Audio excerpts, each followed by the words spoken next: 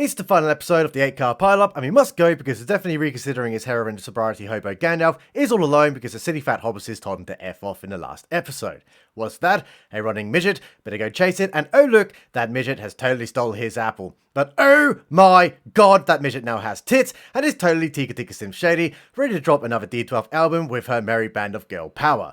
What? They think he's Sauron? That's stupid, because we all know definitely not Sauron Hellbrand is Sauron. Scene transmission, and stop the press, Go-Go Gadget Galadriel and totally needing elvish medicine definitely not Sauron Hellbrand have reached Eregion. Wow, I wonder how the really injured but can stand up definitely fine in the last episode Sauron Hellbrand made the 6-day journey without dying of sepsis. It's boyfriend Celebrimbor and Hairspray Elrond. And look, Celebrimbor has the Mithril battery. But hang on, they want to do some forgery stuff, and right now definitely not Sauron Hellbrand, who is totally into forgers, is right there. Shut the front door. The really stunning and brave Go-Go Gadget Galadriel is now talking to her best rainbow friend, Hairspray Elrond. And he's totally telling her she's really smart and really funny, and that he was really wrong to send her on the ship to Numenor, even though it was that really evil Chad Elf King. But now Go-Go Gadget Galadriel is telling Elrond she's totally going to protect him from the super evil cishet Republican orcs. Hey, definitely not Sauron Hellbrand is up, and he's much better now. But oh my god, they're in a forge. I thought it was Hobo Gandalf who was Sauron. It's almost as if we're being misdirected by the writers who have the deception of a child telling you that they did not eat the cake when the cake is literally on their face. What's he doing now? He's picking up the Mithril and talking about making alloys. And look, he's really good at forging stuff. Let's go to the Numenor Normans, because for some reason, we need to care about this storyline. But oh no! It's really evil Republican Rasputin, and the king is almost dead. Look, Bilderbrog's sister Isildur is here, and they're totally talking about forging tombs. Wow, is this any way important? No, but wait! The king totally just told Sister Isildur that she's a total boring bitch, and that the Numenor Normies are going to die and she should touch the bowling ball underneath the cloth that the writers immediately cut away from, even though we know that the bowling ball is there because we saw it in episode 4. Look, it's Giga Chad with the Rainbow Elves and Go-Go Gadget Galadriel. What are they discussing? They're totally talking about what to put the Mithril in to survive, even though it takes only half a brain cell to work out it'll be rings, because this show is called The Rings of Power, remember? Wow, really evil Chad King is trying to get the fuck out of Middle Earth and verbally bitch slaps Go-Go Gadget Galadriel for totally jumping off the boat to Numenor, and it really pissed everyone else off because the storyline would have been better without her. Breaking news! Definitely not Sauron Hellbrand is in a forge because he's totally going to be Sauron. Look, Go-Go Gadget Galadriel is there, and she's totally working out Hellbrand is Sauron because she's so suddenly smart and really funny, even though it took her 1,000 years to work out that Sauron's sigil could just be turned sideways and is a map. Hey, definitely not Sauron Hellbrand is having an emotional moment with Go-Go Gadget Galadriel, but he's totally saying stuff that sets off her stunning and brave radar. Scene transmission, and it's Tika Tika Slim Shady with tits and a merry band of girl power. They're totally trying to sell Hobo Gandalf heroin, but he pulls out his 1-month sobriety certificate. He really thinks he's Sauron, but jokes on everyone, he's Hobo Gandalf, and oh no! He gets methed in the face and falls asleep. What they're doing now, they're totally going to BDSM him because they haven't posted on the hub for a week and their viewership is starting to flounder.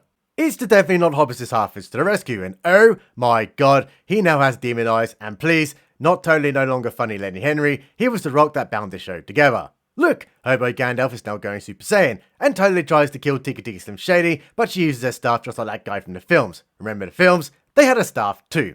Look, Tika Tika Slim Shady with tits is dual-wielding the Skyrim flame spell to kill the definitely not Hobbitses Half-Wits, even though she had every opportunity to do it in the last episode. Wait, Hobo Gandalf is really good at speaking now, and is telling fake Frodo to run because he's totally going to kill her, but fake Frodo is telling him he's there to help, based on no evidence or scientific peer-reviewed papers at all. Oh my god, Hobo Gandalf is now good and totally kills the evil bitch queens. Someone better put the flags at half-mast and call for national mourning because totally no longer funny Lenny Henry is dead. Switch back and it's a Numenor Normies, and the literary yes queen is learning how to claim disability benefits. Look, it's Isildur's dad. He's helping the literal yes queen, but she says he is patronising her, even though he actually isn't. Is this the writer's attempt to make sure she has agency at the cost of demeaning men? Well, if you sit cross-legged like that, of course you're a male feminist. Press that pause button. Isildur's dad is totally tatting the literal yes queen. He ruined the show on purpose by saving Go-Go Gadget Galadriel. Well, that's a moment of self-realisation. Hey, they're back in Numenor already, and even though it took 2 days to get to Middle Earth in episode 6, it now takes 6 days to get to Numenor in episode 8. And oh my god, the king has died to death and now black flags are everywhere. This means she really is the literal yes queen. Well, back to that huge elven forge they managed to build in 4 episodes, and that Mithril must have a phobia because it's refusing boyfriend Celebrimbor's advances. Look, there's Go-Go Gadget Galadriel trying to boss everyone around because she's really smart and funny, but that gave definitely not Sauron and Hellbrand an idea. They need to loot the Mithril first, because you can't go raw dog on its first time. Switch scene, and oh my god, Go-Go Gadget Galadriel has worked out that Joffrey is not a Baratheon. He's actually a Lannister, and Hellbrand totally made up the king stuff, even though it was Go-Go Gadget Galadriel who told him he was the king.